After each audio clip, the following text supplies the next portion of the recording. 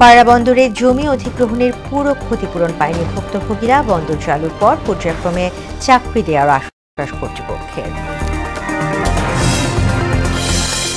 ভারী বৃষ্টি এবং নিম্নচাপের প্রভাবে কক্সবাজারের মেরিন ড্রাইভে ভাঙন। নোয়াখালীর হাতিয়ার বিস্তীর্ণ জনপদ প্লাবিত, দুর্ভোগে জনজীবন। দুই যুগেও পাকা হয়নি বাকেরগঞ্জের দাউকাঠি নন্দপাড়া 6 কিলোমিটার কাঁচা রাস্তা। বর্ষায় ভোগান্তি চরমে, বরাদ্দ পেলেই কাজ শুরু বলছে কর্তৃপক্ষ। এবং ছাত্র আন্দোলনের এই দিনে দেয়াল লিখন আর গ্রাফিতিতে অগ্নিঝরা প্রতিবাদ। দেশব্যাপী ক্র্যাকডাউনের মধ্যে কেবল ঢাকায় মামলা হয় 2 শতাধিক। দর্শক, এই ছিল মোহনা সংবাদে। পরবর্তী সংবাদ দুপুর 1টায়, এর আগে সকাল 11টায় দেখবেন সংবাদ এক নজরে। এছাড়া মোহনার সবশেষ খবর জানতে ভিজিট করুন www.mohana.tv। সংবাদ দেখতে পারেন আমাদের ফেসবুক পেজ ও ইউটিউবে। এতক্ষণ সঙ্গে থাকার জন্য ধন্যবাদ।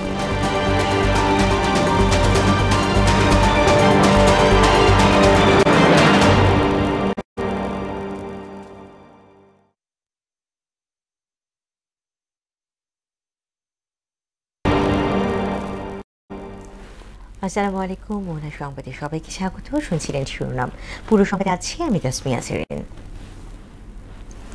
এবারে বিস্তারিত। পায়রা বন্দর কেন্দ্রিক জমি অধিগ্রহণের পুরো অর্থ এখনো না পাওয়ার অভিযোগ করছেন ভুক্তভোগীরা। ক্ষতিপূরণ বাবদ বসত ঘর পেলেও উপার্জনের জন্য প্রতিশ্রুত চাকরির ব্যবস্থা করা হচ্ছে না বলে অভিযোগ তাদের।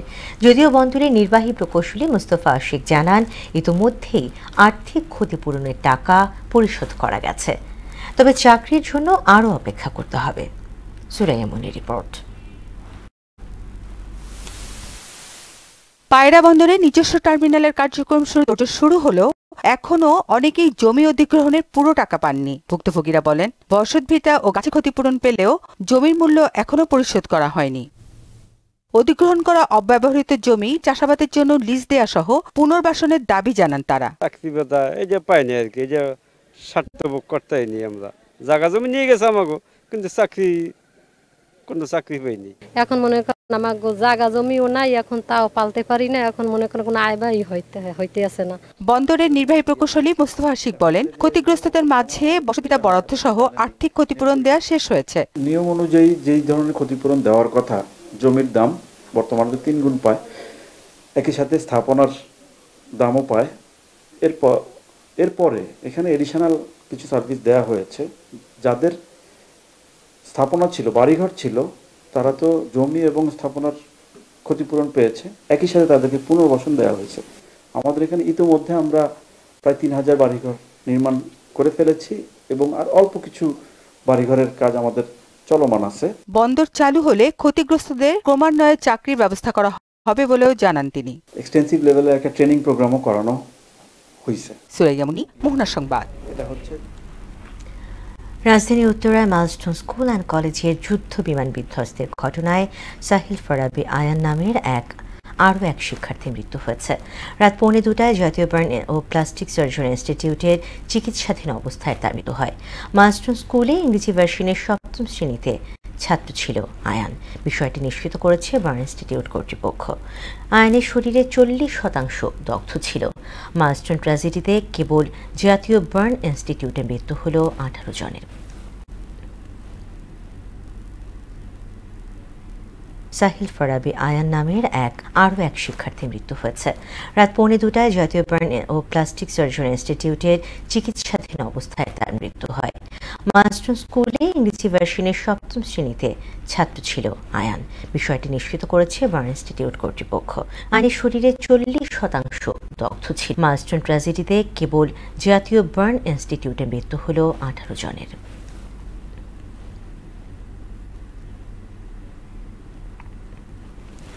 কক্সবাজারে ভারী বৃষ্টি ও নিম্নচাপের প্রভাবে জোয়ারের পানি বেড়ে সমুদ্র তীরের মেইন ড্রাইভে ভাঙন দেখা দিয়েছে। তলিয়ে গেছে শতাধিক ঝাউগাছ। গত 2 দিনের অতি বৃষ্টির ফলে সৈকতের লাবণী পয়েন্ট থেকে ডায়াবেটিস হাসপাতাল ও চরপাড়া এলাকায় সৃজিত থাকা শতাধিক ঝাউগাছ সাগরে তলিয়ে গেছে। এদিকে কক্সবাজারের নিম্নচাপের প্রভাবে জোয়ারে নোয়াখালীর বিচ্ছিন্ন দ্বীপ হাতিয়া উপজেলার বিস্তীর্ণ প্লাবিত হয়েছে। নদী তীরে ভাঙন তীব্র ধারণ করেছে। সাগর প্রচন্ড উত্তাল থাকায় সেন্ট মার্টিনের সঙ্গে বন্ধ রয়েছে নৌ যোগাযোগ।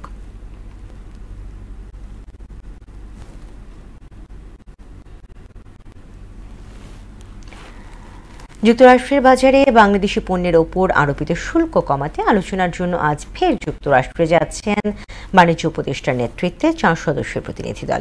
সেখানে বৈঠক হবে আগামী 29 ও 30 জুলাই। রোববার সচিবালয়ে সাংবাদিকদের সঙ্গে আলাপে কথা জানান বাণিজ্য সচিব মাহবুবুর রহমান। তার আশা ভারত ভিয়েতনামের বাংলাদেশি পণ্যে শুল্ক হার কমে আসবে। যুক্তরাষ্ট্র থেকে 25টি বোয়িং বিমানের অর্ডার দেওয়া হয়েছে বলেও জানান সচিব। আমাদের ওয়াশিংটনে বৈঠক হবে ইউএসটিআর এর অফিসে, তো সেখানে আমাদের আলোচনা হবে। নতুন করে আমরা এবছরে এই রেসিপ্রোকাল ট্যারিফ ইস্যুতে আমরা আবার নতুন করে তাদেরকে এই আদেশগুলো, আগে 14টা ছিল, পরে 25টা করেছি। এছাড়া আপনারা জানেন যে আমরা গম ক্রয়ের জন্য তাদের সাথে চুক্তি করেছি। বরিশালের বাকেরগঞ্জের দাউকাঠি থেকে নন্দপাড়া পর্যন্ত 6 কিলোমিটার রাস্তা বেহাল দশা। বর্ষা এলে খানাখন্দে ভরা সড়কে পানি জমে কাদার নালায় পায় এই কাঁচা রাস্তা। প্রায় 2 যুগ ধরে কাঁচা সড়কটি পাকা করার দাবি জানাচ্ছেন এলাকাবাসী। নতুন বরাদ্দ আসলে রাস্তাটি সেখানে অন্তর্ভুক্ত করা হবে বলে জানান উপজেলা প্রকৌশলী MA শাখাত হোসেনের প্রতিবেদন জানাচ্ছেন সিফাত রহমান জাসে। বরিশালের বাকেরগঞ্জ উপজেলার রঙ্গশ্রী ইউনিয়নের দাউকাঠি কাঠালিয়া নন্দপাড়া 3 গ্রামের গুরুত্বপূর্ণ মডেল সড়কটি এখন চরম দুর্ভোগের নাম। প্রত্যেক গ্রামে প্রায় 1.5 লক্ষ মানুষের যাতায়াতের একমাত্র সড়ক এটি। কিন্তু কাঁচা সড়কটিতে সামান্য বৃষ্টি হলেই সৃষ্টি হয় হাঁটু পরিমাণ কাদা। বেহাল এই সড়কে প্রায়ই ঘটছে ছোটখাটো দুর্ঘটনা। শিক্ষার্থী সহ অসুস্থ রোগী নিয়ে চলাচল করতে গিয়ে কষ্টের কথা জানান এলাকাবাসী। সাংবাদিক মিডিয়া বহুতভাবে ভিডিও করে গেছে, কিন্তু আজ পর্যন্ত রাস্তার পরিবর্তন আসে না। সিজারের রোগী এদের নিতে অনেক কষ্ট হয়, আর এই যে বাচ্চাদের আইতে যাইতে অনেক সমস্যা হয়, আমরা আসতে যাইতে পারি না। একটা মানুষ যদি অসুস্থ হয় তার ভ্যান গাড়ি আনার মতো কোনো 1000 টাকা তুলে একটা গাড়ি আসে না। আমার মতো এরকম ভোগান দিতে নাই এখন বাংলাদেশে কোথাও। বাচ্চা কাচ্চা নিয়ে স্কুল মাদ্রাসায় যাইতে পারে, এইটাই আমাদের দাবি। আবেদনের প্রেক্ষিতে মডেল সড়কটি উন্নয়ন প্রকল্পের আওতাভুক্ত করা হবে জানালেন উপজেলা প্রকৌশলী। দাউকাঠি গুড়িয়া নন্দকাঠি যে মডেল সড়কটির কথা বলেছেন, সেই সড়কটি আপাতত কোনো প্রকল্পে নাই, এবং আমাদের যদি পাওয়া যায় এবং আমরা ভিজিটের মাধ্যমে প্রায়োরিটি র্যাঙ্কিংয়ে এটা চলে আসে, সেক্ষেত্রে আমরা নতুন ডিপিপি বা নতুন কোনো প্রজেক্টের ডিপিপিতে আমরা অন্তর্ভুক্ত করব। উপজেলা নির্বাহী কর্মকর্তা বলেন, দাউকাঠি কাঠালিয়া নন্দপাড়া এই 3 গ্রামের মডেল সড়কটি দ্রুতই সংস্কারের ব্যবস্থা করা হবে। দাউকাঠি মডেল সড়কটি আপনাদের কাছে শুনলাম, এটা এখন খানাখন্দ হয়ে গেছে, চলাচলের অনুপযোগী হয়ে গেছে। আমরা সেটা শুনলাম, এই অর্থ বছরে আমাদের বরাদ্দ পাওয়ার সাপেক্ষে আমরা ওই রাস্তাটা সংস্কারের ব্যবস্থা করব। দ্রুত সড়কটি সংস্কারের মাধ্যমে ভোগান্তি থেকে মুক্তি মিলবে, এমনটাই প্রত্যাশা বাকেরগঞ্জবাসীর। সিফাত রহমান জেসি, মোহনা সংবাদ। ভারী বৃষ্টি ও বিভিন্ন স্থানে মেরিন ড্রাইভ সহ বাঁধ ভাঙনের খবর জানাতে আমাদের সঙ্গে কক্সবাজার থেকে যুক্ত হচ্ছেন সহকর্মী আফসার কবির আকাশ।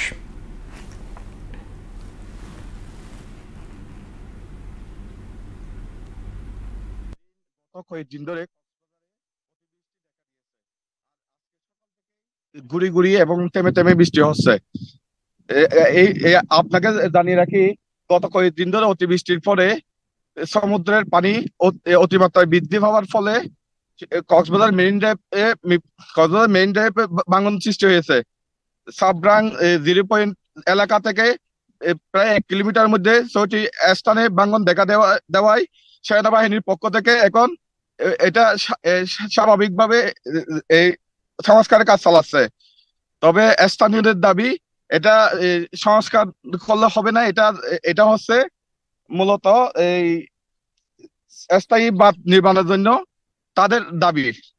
আর যেদিন আপনাকে আরেকটা বিষয় জানিয়ে রাখি, অতিবৃষ্টির পরে ছাগল উত্তাল থাকায় সেন্ট মার্টিন থেকে টেকনাফের যোগাযোগ বিচ্ছিন্ন হয়ে গেছে, যার কারণে টেকনাফে খাদ্য সংকট দেখা দিয়েছে। আমি এই বিষয়ে টেকনাফ উপজেলা নির্বাহী অফিসারের সাথে কথা বলেছি, তারা জানিয়েছেন খুব শীঘ্রই সেন্ট মার্টিনের যে খাদ্য সংকট সেটা বিকল্প রাস্তায় তারা পৌঁছাবে বলে জানিয়েছেন। জেরিন এই ছিল টাইমল্যাব থেকে সর্বশেষ সংবাদ। আকাশ, আপনাকে ধন্যবাদ। দর্শক, ভারী বৃষ্টি ও জলোচ্ছ্বাসের খবর জানাচ্ছিলেন কক্সবাজার থেকে সহকর্মী আকাশ। এবারে জুলাই গণ অভ্যুত্থান নিয়ে আমাদের বিশেষ আয়োজন রক্তাক্ত জুলাই।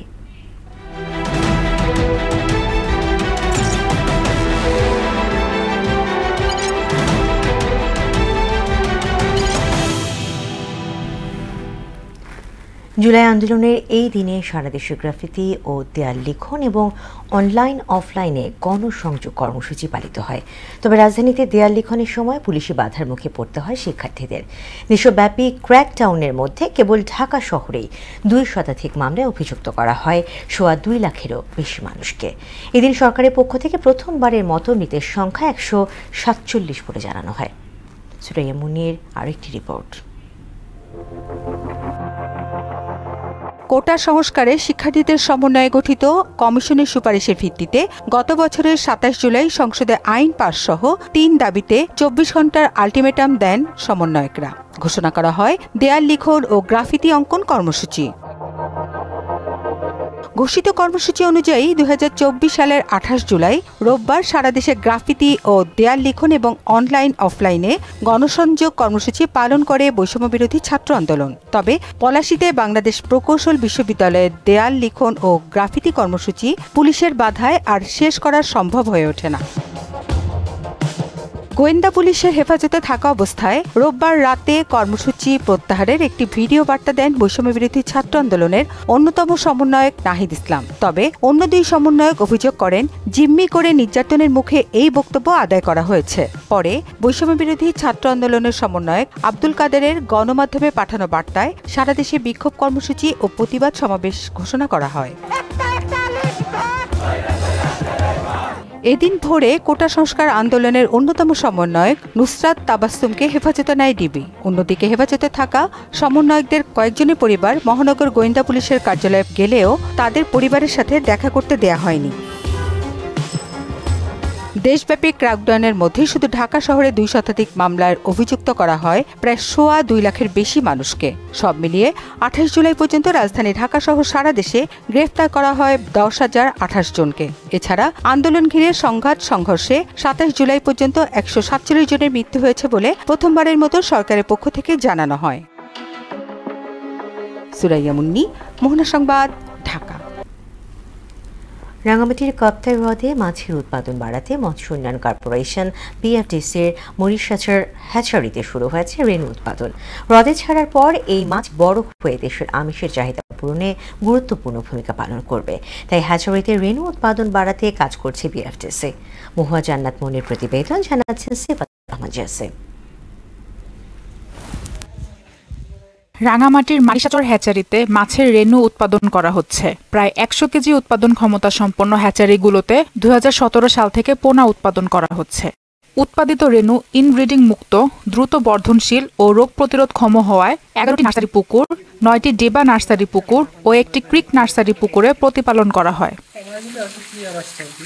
উৎপাদিত পোনাগুলোকে কাপ্তাই হ্রদে অবমুক্ত করা হয়। 1 কেজি রেণু থেকে 1 লাখ থেকে 1,40,000 পোনা উৎপাদিত হয়ে থাকে। পুকুর থেকে বুট মাছ সংগ্রহ করি, তারপর আমরা বিভিন্ন প্রক্রিয়ায় ইনজেকশন বা বিভিন্ন প্রক্রিয়া শেষে আমাদের এই রেণুটা আমাদের হাউজে দেয়, ডিপটা হাউজে দেওয়া হয়। আমরা মাছ উৎপাদনের শেষে এখান থেকে নার্সারিতে নিয়ে যাওয়া হয়।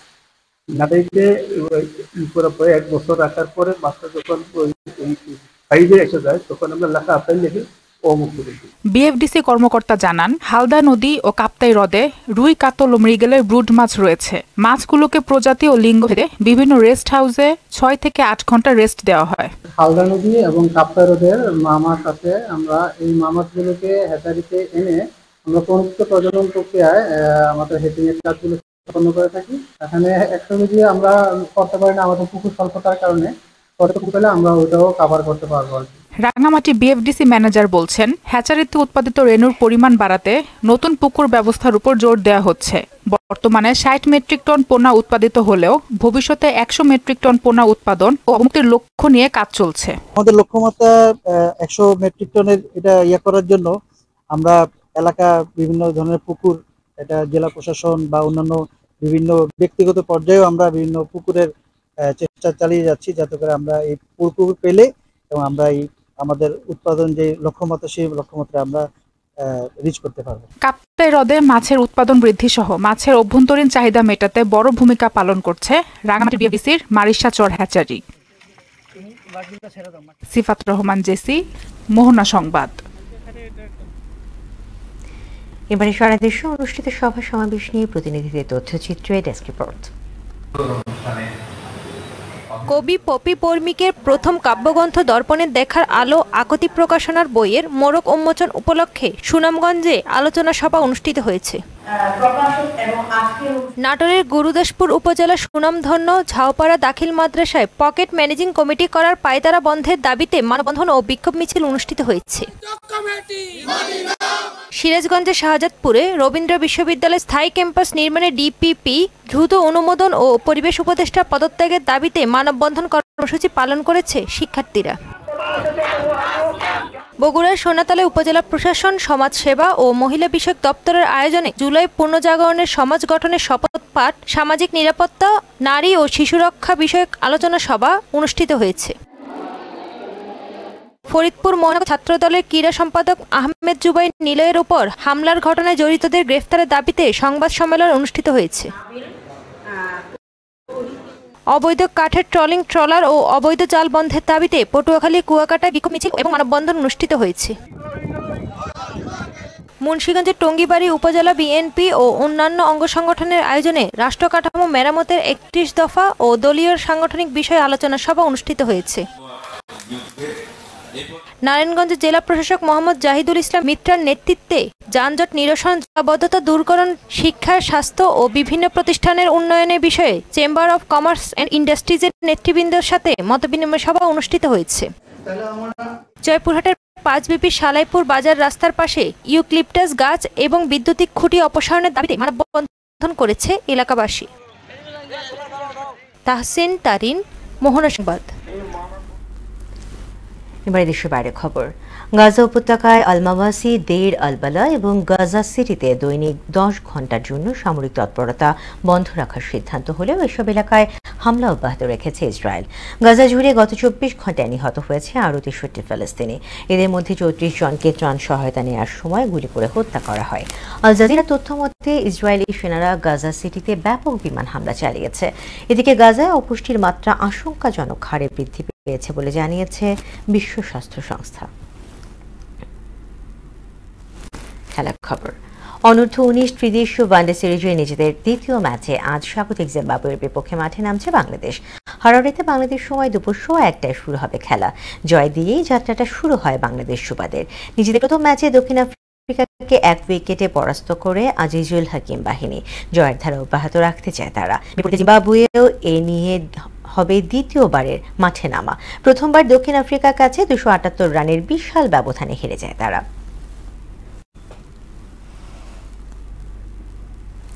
দর্শক, এবং এর সাথে শেষ করব মোহনা সংবাদ। যাবার আগে শিরোনামগুলো আরো একবার। পায়রা বন্দরে জমি অধিগ্রহণের পুরো ক্ষতিপূরণ পায়নি ভুক্তভোগীরা। বন্দর চালুর পর পর্যায়ক্রমে চাকরি দেওয়ার আশ্বাস কর্তৃপক্ষের। ভারী বৃষ্টি এবং নিম্নচাপের প্রভাবে কক্সবাজারের মেরিন ড্রাইভে ভাঙন। নোয়াখালীর হাতিয়ার বিস্তীর্ণ জনপদ প্লাবিত, দুর্ভোগে জনজীবন। 2 যুগেও পাকা হয়নি বাকেরগঞ্জের দাউকাঠি নন্দপাড়া 6 কিলোমিটার কাঁচা রাস্তা। বর্ষায় ভোগান্তি চরমে, বরাদ্দ পেলেই কাজ শুরু বলছে কর্তৃপক্ষ। এবং ছাত্র আন্দোলনের এই দিনে দেয়াল লিখন আর গ্রাফিতিতে অগ্নিঝরা প্রতিবাদ। দেশব্যাপী ক্র্যাকডাউনের মধ্যে কেবল ঢাকায় মামলা হয় 2 শতাধিক। দর্শক, এই ছিল মোহনা সংবাদে। পরবর্তী সংবাদ দুপুর 1টায়, এর আগে সকাল 11টায় দেখবেন সংবাদ এক নজরে। এছাড়া মোহনার সবশেষ খবর জানতে ভিজিট করুন www.mohana.tv। সংবাদ দেখতে পারেন আমাদের ফেসবুক পেজ ও ইউটিউবেও। এতক্ষণ সঙ্গে থাকার জন্য ধন্যবাদ।